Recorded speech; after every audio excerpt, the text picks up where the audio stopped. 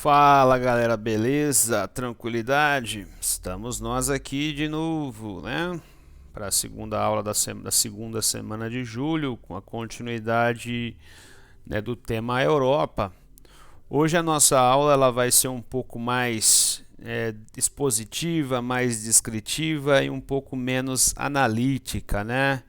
Por conta do tamanho da aula, por conta da quantidade de coisas que nós vamos trabalhar. Então, é mais uma exposição de dados do que uma análise propriamente dita. Então, vocês vão perceber que na apostila, essa aula que trata sobre a economia da Europa é uma aula gigantesca, né? Um conteúdo gigantesco. Então, eu vou expor isso para vocês de uma forma bastante rápida, trabalhando, né, em duas partes. Nessa primeira parte eu até fiz uma brincadeira, né, chamando aqui do Big Four, né, dos quatro grandes.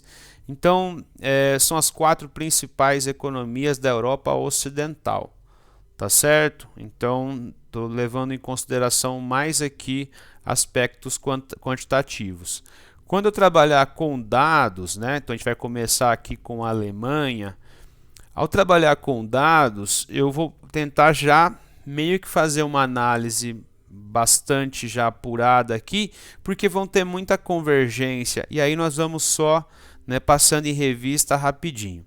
Então, esses quatro países, né, eles vão representar as principais economias da Europa Ocidental. Eles são populações urbanizadas, né, a maior parte da população vive, né, em cidades. A população tem um perfil de adulto velha nos quatro países. O crescimento ele é baixo. São países de imigrantes, certo? O que seria um país de imigrante? País que recebe, né, bastante pessoa, né? Apesar de que, como nós falamos na aula passada, dos quatro países, a Itália também é um país de emigração. Tudo bem, ela recebe imigrante, mas ela também colabora com o imigrante. Eu disse, né? Você vai encontrar muitos imigrantes italianos na França, na Inglaterra, na Alemanha, na Áustria, certo? Principalmente trabalhando em restaurantes, então, coisas do tipo, tá certo? Então, algumas dessas características vocês vão ver em todos os quatro países. Então, já fazendo essa análise para essas convergências, certo? E já vai adiantar um pouco a nossa aula, certo? Então, representam as maiores populações europeias, principalmente, né, França, Alemanha e Inglaterra, ok? Ou o Reino Unido, né? Só lembrando que essa bandeirinha aqui, como nós vamos ver, é a bandeira do Reino Unido, não é a bandeira da Inglaterra, tá certo? Rapidão então, né, da Alemanha.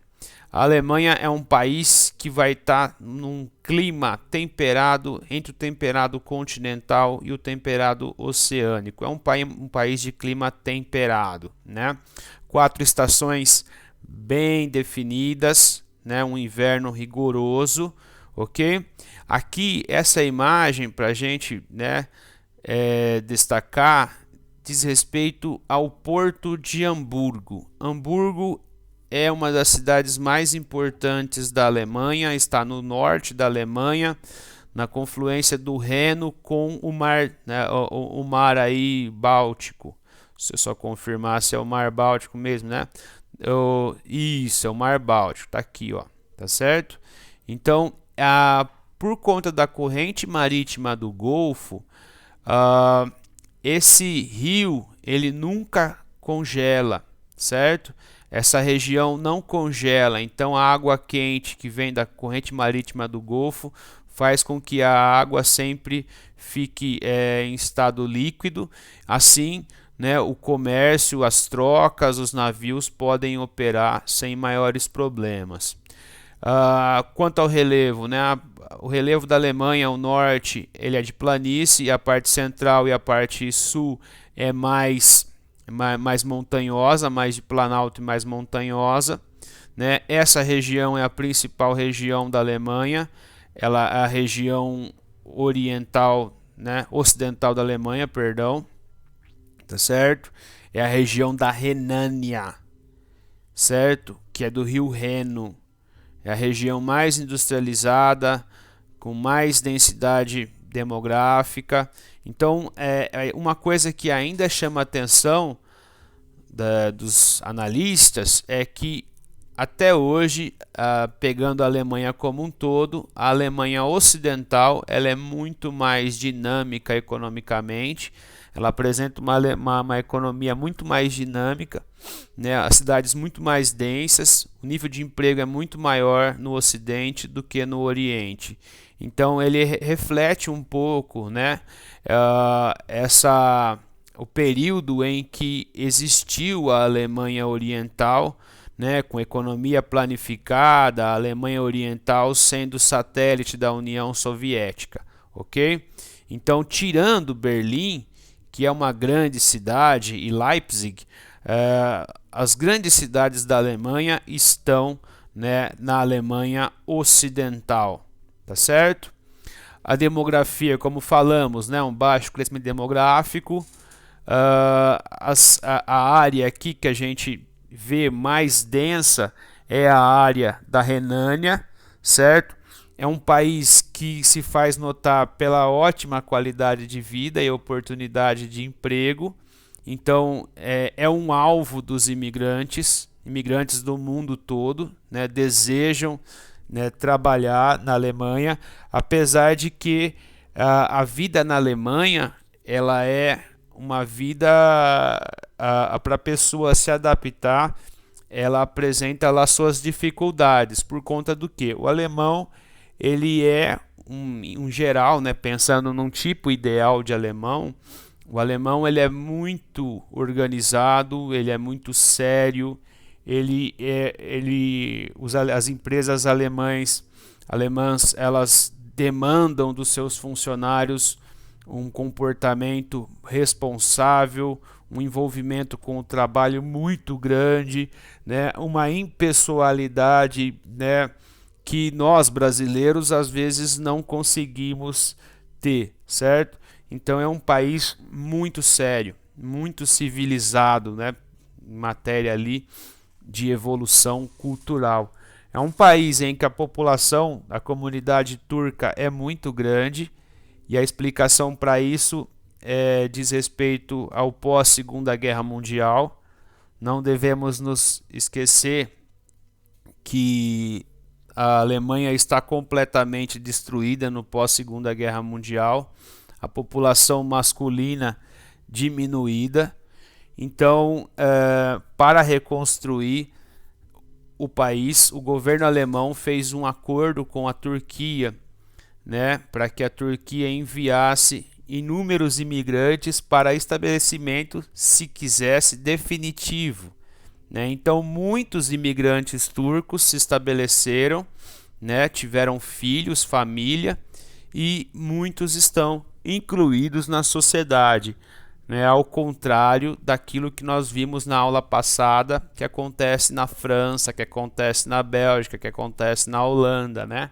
Os imigrantes ou os filhos dos imigrantes não conseguem, né, inclusão na sociedade. Então aqui algumas celebridades turco-alemãs: Özil, né, que joga atualmente no Arsenal; Fatih Akin, que seria um grande diretor turco-alemão; e aqui algumas atrizes. Essa atriz aqui até trabalhou naquela série Game of Thrones, certo?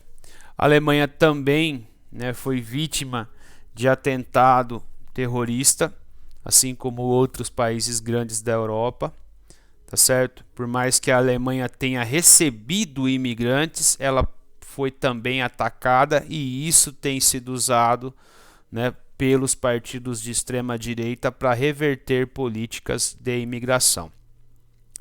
A economia da Alemanha é extremamente complexa, né? Os três setores são muito desenvolvidos, certo? O campo alemão é um campo muito moderno, né? Então nós vamos ter a produção de batata, a produção de cereais, a produção de uva, a pecuária muito forte, né? E a indústria alemã, desde a mais leve tecnológica até a mais pesada.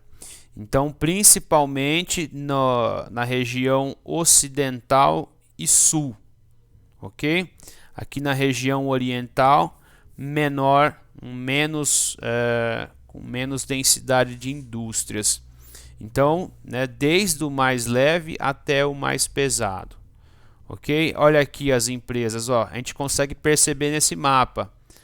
O sul e o ocidente alemão, né, completamente densos, enquanto que a Alemanha Oriental menos densa no que diz respeito às sedes de grandes indústrias alemãs, né? Então isso é reflexo da época da Alemanha Oriental, em que as economias eram planificadas, as empresas eram estatais, tá certo?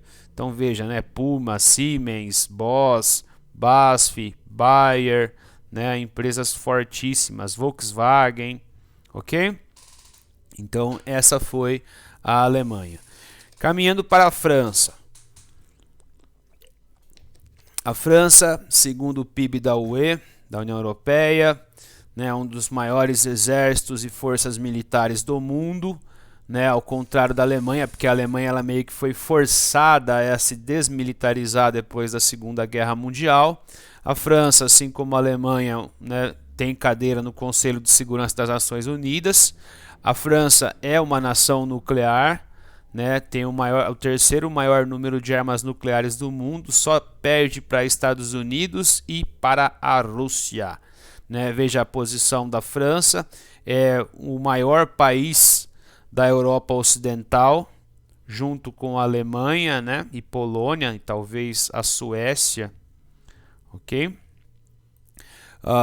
O relevo francês, o centro-norte também mais de planícies, e o sul, o sudeste, mais de planaltos e mais montanhoso, né? Então vejam que tanto França como Alemanha são países alpinos, são países que têm, né, parte do seu território nos Alpes. O clima francês destaca-se muito o clima temperado oceânico, né? E aqui mais ao sul o clima, né, onde tem montanha, o clima alpino, e aqui mais para Marsella, um clima mediterrâneo. A população, né, passa de 60 milhões, um baixíssimo crescimento demográfico, só chamando a atenção de que a França passou por políticas de incentivo à natalidade, né? Um país, né, que historicamente ele é imigrante, ele recebe imigrantes, e a sua economia, assim como nós vamos ver da Itália, depende fortemente, né, do turismo.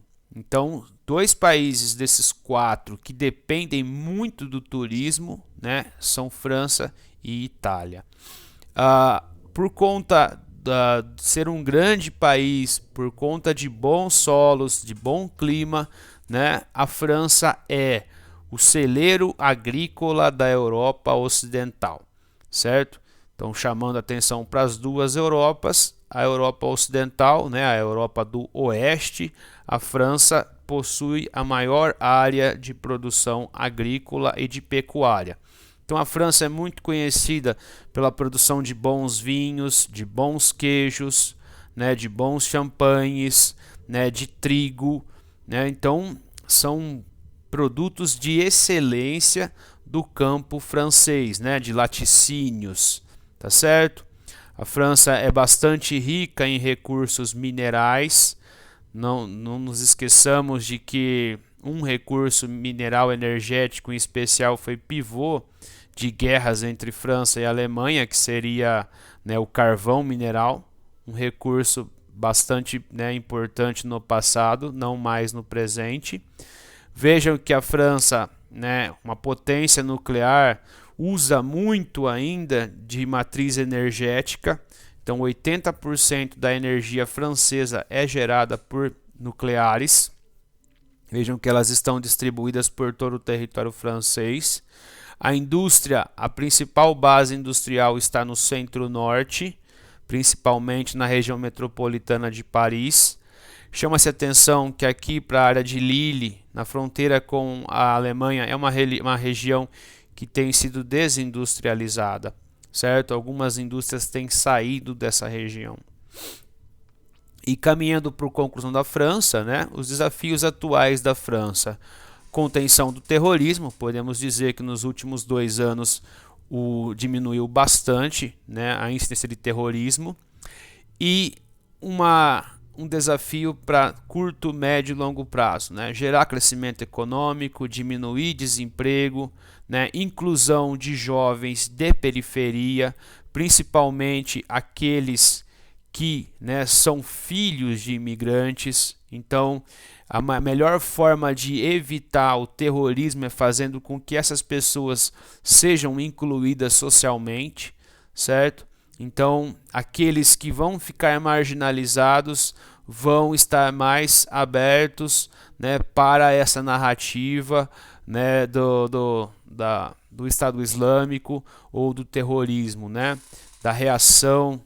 Então, segundo a pesquisadora da Universidade de Lisboa, Mônica Ferro, né, os atentados em Bruxelas e em Paris foram cometidos por europeus, jovens que vivem na Europa e que foram radicalizados no continente europeu. Ok? Um exemplo disso, na última eleição, né, a região que mais foi desindustrializada na França, né, foi a que mais votou em Marine Le Pen, né, o Le Pen, que é uma política de extrema direita, anti-imigração, pró-europeus, né, pró-franceses puros, ok? Então, aqui a eleição mostrando como que, né, uma região, ela, né, por conta desse cenário, né, de terrorismo, de desindustrialização, tem aderido a esse discurso de extrema direita. Um fato bacana de chamar a atenção, né, e pró-multiculturalismo, né, diversidade aí francesa. Em julho de 2018, a seleção francesa ela foi campeã do mundo. E ela foi campeã do mundo com atletas oriundos de ex-colônias francesas, né? Camarões, Gana, Senegal, Costa do Marfim, Marrocos. Então, muitas nações, né, que pertenceram no passado ao Império Francês. E aqui, né, mais recentemente, né, a França foi palco de inúmeras manifestações, né, contrárias, né, ao presidente Macron, muito por conta de impostos que são revertidos para políticas ambientais. Então, isso gerou um encarecimento da vida do francês, né, principalmente de quem usa recurso fóssil, e aí também outras pautas foram agregadas, né, questionando aí, né, a falta de políticas mais de atenção às pessoas mais pobres no país. Aqui mais uma imagem que mostra um colete amarelo no inverno apenas com uma nota de 100 euros. Ok? Então essa foi a França. Caminhando para a Itália, né? A Itália que é famosa pela sua bota, pela Península Itálica, né, pela sua expressão geográfica.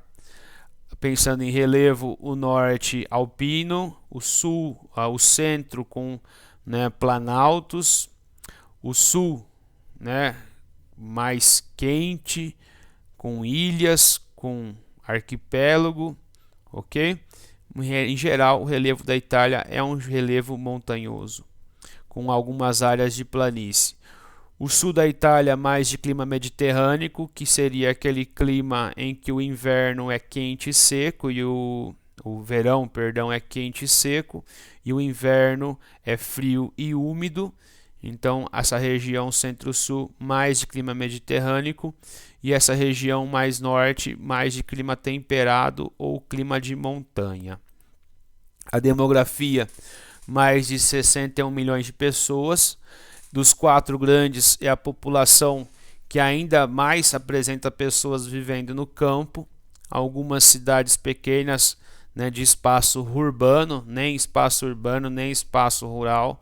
É um país de forte turismo e é, como nós vimos na aula passada, um país que vai, né, receber muitos imigrantes por conta da geografia, né? A Itália é muito próxima de algumas nações africanas, como a Líbia, então ela sempre é uma porta de entrada, né, para os imigrantes da África.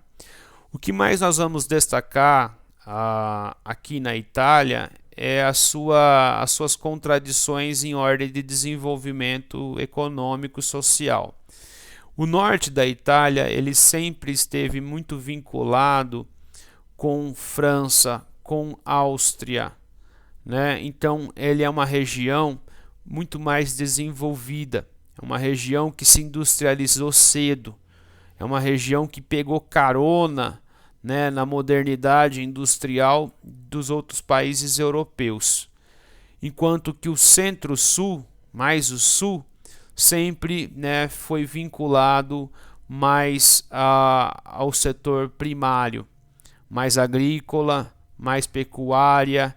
Então, um sul menos desenvolvido, né, um sul menos rico, com muita população desempregada, fornecendo mão de obra para o norte. Então existe na Itália uma coisa que acontece no Brasil. Então, no Brasil é o contrário, é o sul, o sudeste que é desenvolvido e que recebeu no passado trabalhadores, né, da região nordeste. Então isso inverte na dinâmica da Itália. Os preconceitos são mais ou menos os mesmos, certo? Então o sulista, né, um cara mais tosco, menos intelectualizado, menos escolarizado, um trabalhador mais braçal, e o do norte, né, o que seria o nosso, em geral, as pessoas do sul e do sudeste. Não que as pessoas do sul e do sudeste brasileiro elas sejam todas intelectualizadas, escolarizadas, né? A gente sabe que isso não acontece, ok? E outra coisa, né? Também porque no sul da Itália ele está permeado muito pela ação das máfias. Existe então uma alta circulação de dinheiro no sul e de produtos, né, que são fakes, são contrefaçon, como diria o francês, são produtos falsos. Então, seja por droga, seja por produto ilícito, né, existe muita circulação de dinheiro no sul, né, uma incidência de crimes muito altos no sul, tráfico de drogas. Então, é outro fato que faz com que o norte meio que tenha preconceito do sul, apesar de que o dinheiro que circula no sul é altíssimo, né? Mas dinheiro produto de ilicitude. A indústria, então, ela está muito, né, vinculada com o centro-norte. É uma indústria, então pensemos, né, o norte da Itália, região de Milão, muitas indústrias têxteis importantes, a região de Turim, que é sede da Fiat, né? Não que exista hoje tantas fábricas da Fiat, acho que não existe quase mais nenhuma, mas ainda é uma das sedes. Então a Itália, né, ela é um país que, pensando em recursos minerais e energéticos, não é muito rico. Então ela sempre teve que se envolver em relações exteriores para que algum país fornecesse esses recursos para ela. Uma agricultura forte, né? Então a gente, assim como a França, quando a gente pensa em vinho, queijo, derivados do leite, frutas, né? A Itália é muito forte, né? A produção da pecuária italiana é muito forte. Concluindo a Itália, né? Pensando na atualidade, um dos principais problemas da Itália é o seu déficit público, né? A dívida italiana, a dívida pública, a dívida externa, ela ultrapassa o PIB, né? Então, isso faz com que seja muito difícil reverter esse quadro econômico, né? Então, excesso de burocracia, né? Um Estado inchado. Então, são algumas das coisas que chegam até nós a respeito da Itália. Junho e julho de 2018, né? Chama-se atenção porque Salvini da Liga Norte estava no poder. Agora a Liga Norte não faz mais parte do poder, né? E é um partido que é anti-imigração, né? É um partido que até, né, na sua narrativa defende a separação do norte da Itália do resto do país, criando um país novo que seria a Padania, ok? E por último, né, o Reino Unido. Essa bandeira do Reino Unido, ela é uma bandeira que sintetiza outras nações, certo? Então, o Reino Unido é formado por Escócia, Inglaterra, Gales e Irlanda do Norte. Esse país em azul é a República da Irlanda, não faz parte do Reino Unido, certo? Já fez parte, não faz mais parte.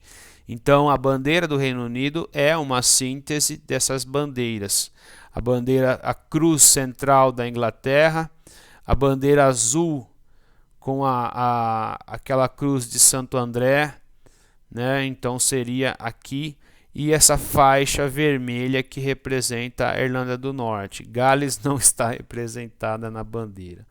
Seria a terceira economia da Europa, né? Foi o maior império da Terra, o Império Britânico, uma população extremamente urbana, uma economia muito complexa, uma economia que sempre foi, né, central, chamou atenção pelo seu cosmopolitismo, né? Então, Londres é uma cidade do mundo, uma cidade global, né? Um país que historicamente foi de imigrante, apesar de que no passado também contribuiu com emigrantes, certo?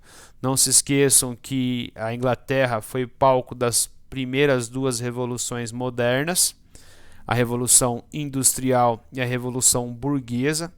Então, o parlamentarismo foi implantado antes do que foi implantado na França e em outros lugares da Europa. Então, lógico, a gente sempre chama atenção para a Revolução Francesa, como foi a maior revolução que aconteceu, só que a Inglaterra já tinha feito a sua Revolução Burguesa antes, ok? Lógico que com menos rupturas, ok? O relevo do Reino Unido, a Inglaterra, é mais um país mais plano, apenas no norte vai ter aí mais montanhas, onde está a Escócia e Gales, né? A Inglaterra em si, principalmente o centro-sul, é um país mais plano. A sua economia, né, historicamente marcada pela industrialização, né, com importantes fábricas siderúrgicas, também utiliza de energia termoelétrica nuclear. Então, é uma economia que tem, né, passado mais por uma renovação, né? A Inglaterra já adere a algumas matrizes limpas, certo? E isso faz com que exista essa região verde aí, né? Uma região que está mais apegada a uma matrizes energéticas mais novas, mais sustentáveis, renováveis e tecnologia de ponta. E na agropecuária, né, uma tradicional produtora de batata, cereais, beterraba, né, de ovinos e bovinos. Ok? Então, caminhando para a conclusão da nossa aula, os desafios da Grã-Bretanha pós-Brexit. Nós vamos falar do Brexit na próxima aula, ok? Então, não vou entrar aqui. Né, conter terrorismo, conter a crescente onda de xenofobia e, né, a Grã-Bretanha, por conta da saída da União Europeia, ela vai ter que buscar acordos, não só com a União Europeia, né, para que seus produtos possam ter destino, mas também com outras nações, acordos bilaterais e, como vocês vão ver no Brexit, tentar impedir a sua própria fragmentação. Ok? Então era isso, nossa aula bastante longa, né? Também com uma outra aula um pouco menos, né? Mas fazendo essa descrição dos países das 4 grandes nações da Europa. Abraço, até mais.